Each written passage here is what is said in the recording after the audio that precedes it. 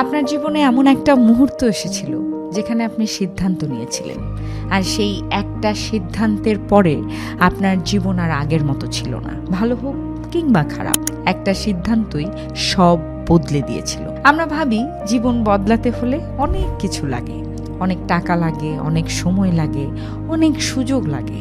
কিন্তু সত্যি কথা হলো, জীবন বদলায় একটা মুহূর্তে, একটা সিদ্ধান্তে।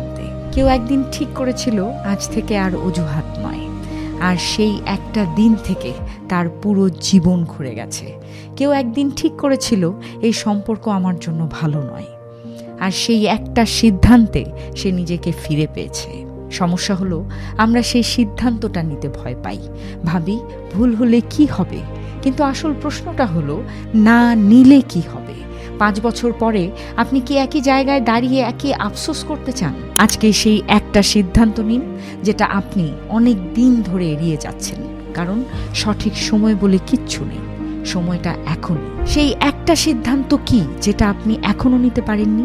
কমেন্ট বক্সে লিখে আমাকে জানাতে পারেন, আমি পড়ব, সাথে জবাবও দেব। এরকম ভিডিও পেতে এক্ষুনি সাবস্ক্রাইব করুন এবং আমার